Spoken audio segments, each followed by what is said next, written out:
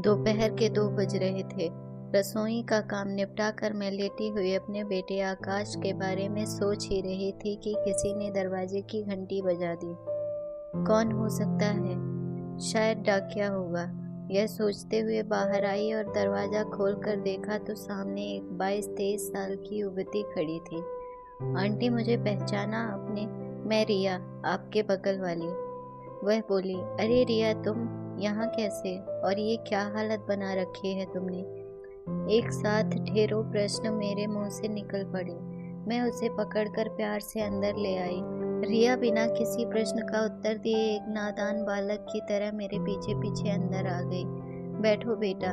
मेरा इशारा पाकर वह बैठ गई। मैंने गौर से देखा तो रिया के नक्श काफी तीखे थे। रंग गोरा था, बड़ी बड़ी आंखें उसके चेहरे को और भी आकर्षक बना रही थी। यौवन की दहलीज पर कदम रख चुकी रिया का शरीर बस ये समझिए कि हड्डियों का ढांचा भर था। मैंने उससे पूछा, बेटा कैसी हो तुम? नजरें झुकाए बेहद धीमी आवाज में रिया बोली, आंटी, मैंने कितने पत्र आपको लिखे, पर आपने किसी भी पत्र का जवाब नहीं दिया। मैं खामोश एकटक उसे देखते हुए सोचती रही। बेटा, पत्र तो तुम्हारे बराबर आते रहे, पर तुम्हारी माँ और पापा के डर के कारण जवाब देना उचित नहीं समझा। मुझे चुप देख शायद वह मेरा उत्तर समझ गई थी। फिर संकोच भरे शब्दों में बोली, आंटी, 2 दिन हो गए हैं मैंने कुछ खाया नहीं है। प्लीज मुझे खाना खिला दो। मैं तंग आ गई हूँ अपनी इस जिंदगी से। अब बर्दाश्त नहीं होता माँ का व्यवहार। रोज रोज की मार और तानों से परेशान हो चुकी हूँ। यह कहकर रिया मेरे पैरों पर गिर पड़ी। मैंने उसे उठाया और गले से लगाया तो वह फपक फपक कर रोने लगी और मेरा स्पर्श पाते ही उसके धैर्य का बांध टूट गया। आंटी, कई बार जी में आया कि आत्महत्या कर लूं, कई बार कहीं भाग जाने को कदम उठे, किंतु इस दुनिया की सच्चाई को जानती हूँ। जब मेरे माँ बाप ही मुझे नहीं स्वीकार पा रहे हैं तो और कौन स्वीकार करेगा? बचपन से माँ की ममता के लिए तरस रही हूँ और आखिर मैं अब उस घर को सदा के लिए छोड़कर आपके पास आ गई हूँ। वह स्पर्श ढूंढने जो एक बच्चे को अपनी माँ से मिलता है। प्लीज आंटी, मना मत करना। उसके मुंह पर हाथ फेरते हुए मैंने कहा, ऐसे दोबारा भूल कर भी मत कहना। अब कहीं नहीं जाएगी तू, जब तक मैं हूँ तुझे कुछ भी सोचने की जरूरत नहीं है। उसे मैंने अपनी छाती से लगा लिया तो एक सुखद एहसास से मेरी आंखें भर आई। वह एक बच्ची सी बनी मुझसे चिपकी रही और मैं रसोई में जब उसके लिए खाना लेने गई तो जी में आ रहा था जाने क्या क्या खिला दूं उसे। पूरी थाली को पकवानों से सजाकर मैं बाहर ले आई तो थाली देख रिया रो पड़ी। मैंने उसे चुप कराया और कसम दिलाई कि अब और नहीं रोएगी। वह धीरे धीरे खाती रही और मैं अतीत में खो गई। बरसों पुरानी यादें फिर से ताजा हो रही थी। रिया 2 साल की थी कि काल ने उससे उसकी माँ छीन ली। रिया की माँ को लंग्स कैंसर था। बहुत इलाज कराया था रिया के पापा ने, पर वह नहीं बच पाई। इस सदमे से उबरने में रिया के पापा को महीनों लग गए। फिर सभी रिश्तेदारों एवं दोस्तों के प्रयासों के बाद उन्होंने दूसरी शादी कर ली। इस शादी के पीछे उनके मन में शायद यह स्वार्थ ही कहीं छिपा था कि रिया भी बहुत छोटी है और उसकी देखभाल के लिए घर में एक औरत का होना जरूरी है। शुरुआत के कुछ महीने पलक झपकते बीत गए। इस दौरान विभा का रिया के प्रति व्यवहार सामान्य रहा, किंतु जैसे ही विभा की कोख में एक नए मेहमान ने दस्तक दी, सौतेली माँ का रिया के प्रति व्यवहार तेजी से असामान्य होने लगा। विभा ने जब बेटी को जन्म दिया तो रिया के पिता को विशेष खुशी नहीं हुई। वह चाह रहे थे कि बेटा हो, पर एक बेटे की उम्मीद से विभा को 4 बेटियां हो गई और जैसे जैसे रिया के बहनों की संख्या बढ़ती गई वैसे वैसे उसकी मुसीबतों का पहाड़ भी बड़ा होता गया। आए दिन रिया के शरीर पर उभरे स्याह के निशान माँ के सौतेलेपन को चीख चीख कर उजागर करते थे। कितनी बेरहम थी विभा। जब बच्चों के कोमल नाजुक गालों पर माँ बाप के प्यार भरे स्पर्श की जरूरत होती है, तब रिया के मासूम गालों पर उंगलियों के निशान झलकते थे। विभा का खुद की पिटाई से जब जी नहीं भरता तो वह उसके पिता से रिया की शिकायत करती। पहले तो वह इस ओर ध्यान नहीं देते थे, पर रोज रोज पत्नी द्वारा कान भरे जाने से तंग आकर वह भी बड़ी बेरहमी से रिया को मारते थे। सच ही तो है, जब माँ दूसरी हो तो बाप पहले ही तीसरा हो जाता है। अब तो उस नन्ही सी जान को मार खाने की आदत सी हो गई थी। मार खाते समय उसके मुंह से उफ तक नहीं निकलती थी, निकलती थी तो बस सिसकियां। वह मासूम बच्ची तो खुलकर रो भी नहीं सकती थी, क्योंकि वह रोती तो मार और अधिक पड़ती। खाने को मिलता बहनों का जूठन। रिया बहनों को जब दूध पीते या फल खाते देखती तो उसका मन ललच उठता था, लेकिन उसे मिलता कभी कभार बहनों द्वारा छोड़ा हुआ दूध और फल। कई बार तो रिया जब जूठे ग्लास धोने को ले जाती तो उसी में थोड़ा पानी डालकर उसे ही पी लेती। गजब का धैर्य और संतोष था उसमें। शुरू में रिया मेरे घर आ जाया करती थी, किंतु अब विभा ने उसे मेरे यहाँ आने पर भी प्रतिबंध लगा दिया। रिया के साथ इतनी निर्दयता देख दिल कराह उठता था कि आखिर इस मासूम बच्ची का क्या दोष। उस दिन तो विभा ने हद ही कर दी जब रिया का बिस्तर और सामान बगल में बने गैराज में लगा दिया। मेरी छत से उनका गैराज स्पष्ट दिखाई देता था। जाड़ों का मौसम था। मैं अपनी छत पर कुर्सी डालकर धूप में बैठी स्वेटर बुन रही थी। तभी देखा रिया एक थाली में बहनों द्वारा छोड़ा गया खाना लेकर अपने गैराज की तरफ जा रही थी। मेरी नजर उस पर पड़ी तो वह शर्म के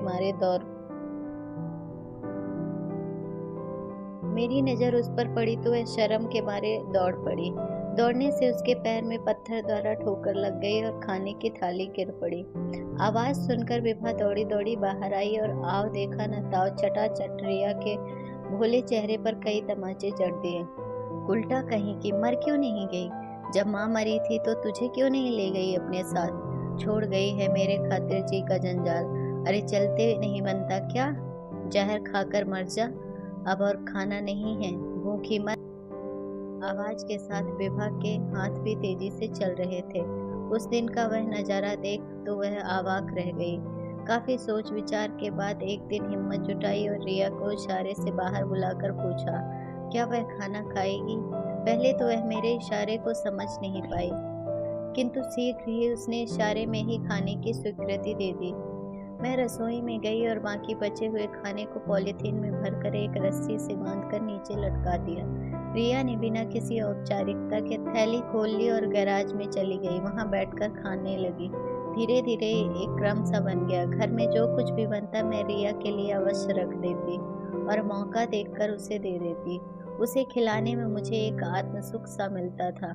कुछ ही दिनों में उससे मेरा लगाव बढ़ता गया और एक अजीब बंधन में जकड़ते गए हम दोनों। मेरे भाई की शादी थी। मैं 10 दिन के लिए मायके चली आई, लेकिन रिया की याद मुझे जब तब परेशान करती। खासकर तब और अधिक उसकी याद आती जब मैं खाना खाने बैठती। यद्यपि हमारे बीच कभी कोई बातचीत नहीं हुई थी, पर इशारों में ही वह सारी बातें कह देती थी एवं समझ लेती थी। भाई की शादी से जब घर वापस लौटी तो सीधे छत पर गई। वहां देखा कि ढेर सारे कागज पत्थर में लिपटे हुए पड़े थे। हर कागज पर लिखा था, आंटी आप कहाँ चली गई हो? कब आओगी? मुझे बहुत तेज भूख लगी है, प्लीज जल्दी आओ ना। एक कागज खोला तो उस पर लिखा था, मैंने कल माँ से अच्छा खाना मांगा तो मुझे गरम चिमटे से मारा, मेरा हाथ जल गया, अब तो उसमें घाव हो गया है। मैं कागज के टुकड़ों को उठा उठा कर पढ़ रही थी और आंखों से आंसू बह रहे थे।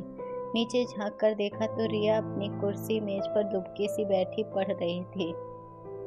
दौड़कर नीचे गई और मायके से लाई कुछ मिठाइयाँ और पूरी लेकर ऊपर आ गई और रिया को इशारा किया। मुझे देख उसकी खुशी का ठिकाना न रहा। मैंने खाने का सामान रस्सी से नीचे उतार दिया। रिया ने झट से डब्बा खोला और बैठकर खाने लगी। तभी उसकी छोटी बहन रितु वहां आ गई और रिया को मिठाई खाते देख जोर से चिल्लाने ही वाली थी कि रिया ने उसके मुंह पर हाथ रखकर चुप कराया और उससे कहा, तू भी मिठाई खा ले। रितु ने मिठाई तो खा ली, पर अंदर जाकर अपनी माँ को इस बारे में बता दिया।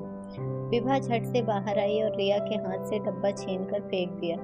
बोली, अरे भूखी मर रही थी क्या? घर पर खाने को नहीं है जो पड़ोस में भीख मांगती है? चल जा अंदर, बर्तन पड़े हैं उन्हें मांज धो ले। बड़ी आई मिठाई खाने वाली। रिया के साथ साथ विभा मुझे भी भला बुरा कहते हुए अंदर चली गई। इस घटना के बाद रिया मुझे दिखाई नहीं दी। मैंने सोचा शायद कहीं चली गई है, पर एक दिन जब दाल सुखाने छत पर गई तो एक कागज पत्थर में लिपटा पड़ा था। मुझे समझने में देर नहीं लगी कि यह रिया ने ही फेंका होगा।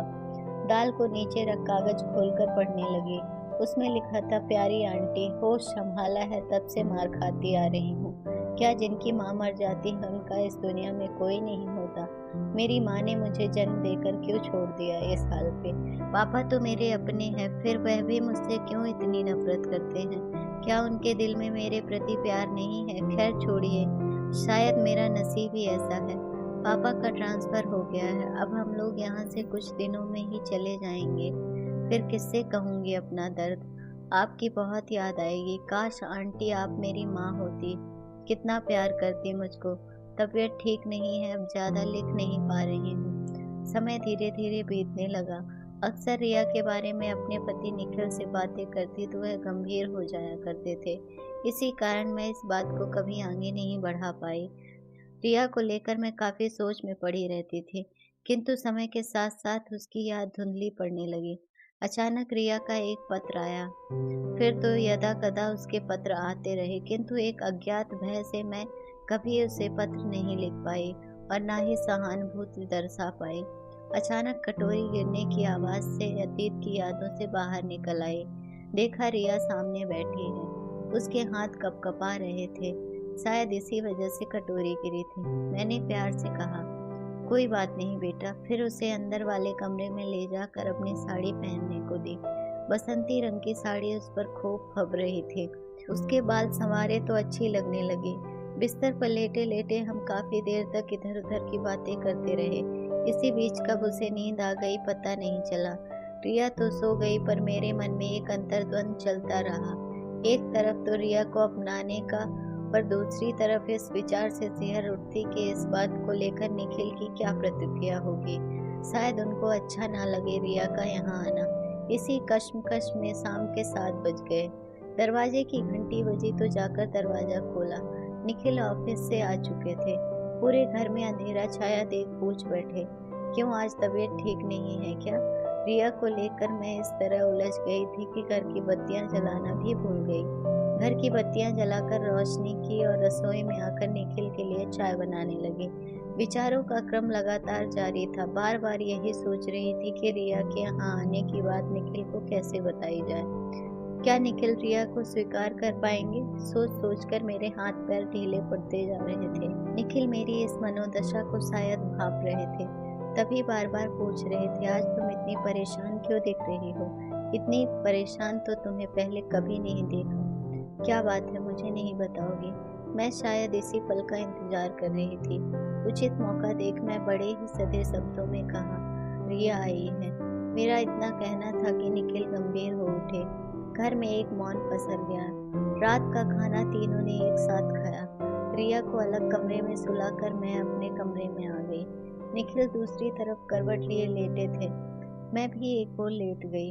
दोनों बिस्तर पर 2 जिंदा लाशों की तरह लेटे रहे। निखिल काफी देर तक करवट बदलते रहे। विचारों की आंधी में नींद दोनों को ही नहीं आ रही थी। बहुत देर बाद निखिल की आवाज ने मेरी विचार श्रृंखला पर विराम लगाया। बोले, देखो, मैं रिया को उसकी माँ तो नहीं दे सकता, पर सासू माँ तो दे ही सकता हूँ। मैं रिया को इस तरह नहीं बल्कि अपने घर में बहू बनाकर रखूंगा। तब यह दुनिया और समाज कुछ भी नहीं कह पाएगा। अन्यथा एक पराई लड़की को इस घर में पनाह देंगे तो हमारे सामने अनेक सवाल उठेंगे। निखिल ने तो मेरे मुंह की बात छीन ली थी। कभी सोचा ही नहीं था कि इस तरह अपना फैसला सुनाएंगे। मैं चिपक गई निखिल के विशाल हृदय से और रो पड़ी। मुझे गर्व महसूस हो रहा था कि मैं कितनी खुशनसीब हूँ जो इतने विशाल हृदय वाले इंसान की पत्नी हूँ। जैसा मैं सोच रही थी वैसा ही निखिल भी सोच रहे थे कि हमारे इस फैसले को क्या आकाश स्वीकार करेगा। आकाश समझदार और संस्कारवान तो है, पर शादी के बारे में अपना फैसला उस पर थोपना कहीं ज्यादती तो नहीं होगी? आखिर डॉक्टर बन गया है, कहीं उसके जीवन में अपना कोई हमसफर तो नहीं? उसकी क्या पसंद है, कभी पूछा ही नहीं। एक ओर जहाँ मन में आशंका के बादल घुमड़ रहे थे, वहीं दूसरी ओर दृढ़ विश्वास भी था कि वह कभी हम लोगों की बात टालेगा नहीं। कई बार मन में विचार आया कि फोन पर बेटे से पूछ लूं, पर फिर यह सोचकर कि फोन पर बात करना ठीक नहीं होगा, अतः उसके आने का हम इंतजार करने लगे। इधर जैसे जैसे दिन व्यतीत होते गए रिया की सेहत सुधरने लगी, रंगत पर निखार आने लगा, सूखी त्वचा और कांतिमय होकर सोने सी दमकने लगी, आंखों में नमी आ गई। मेरे आंचल की छाँव पाकर रिया में एक नई जान सी आ गई थी। उसे देखकर लगा जैसे भीषण गर्मी के बाद वर्षा की पहली फुहार पड़ने पर पौधे हरे-भरे हो उठते हैं। अब तक वह पहले से कहीं अधिक स्वस्थ और ऊर्जावान दिखने लगी थी। उसने इस बीच कंप्यूटर और कुकिंग कोर्स भी ज्वाइन कर लिए थे और वह दिन भी आ गया जब आकाश दिल्ली से वापस आ गया। बेटे के आने की जितनी खुशी थी उतनी ही खुशी उसका फैसला सुनने की भी थी। 1-2 दिन बीतने के बाद मैंने अनुभव किया कि वह भी रिया से प्रभावित है, तो अपनी बात उसके सामने रख दी। आकाश शहर से तैयार हो गया। मेरी तो मनमांगी मुराद पूरी हो गई। मैं तेजी से दोनों के ब्याह की तैयारी में जुट गई और साथ ही रिया के पिता को भी इस बात की सूचना दे दी। रिया और आकाश की शादी बड़ी धूमधाम से संपन्न हो गई। शादी में ना तो विवाह आई और ना ही रिया के पिता। रिया को बहुत इंतजार रहा कि पापा जरूर आएंगे, किंतु उन्होंने ना आकर रिया की रही सही उम्मीदें भी तोड़ दी। अपने नवजीवन में प्रवेश कर रिया बहुत खुश थी। एक नया घरौंदा जो मिल गया था। दोस्तों, अगर आपको हमारी स्टोरी अच्छी लगी हो तो अपने दोस्तों के साथ भी शेयर कीजिए और कमेंट में ज़रूर बताइए कि कैसी लगी हमारी ये कहानी। और हाँ, चैनल को सब्सक्राइब करना ना भूलें।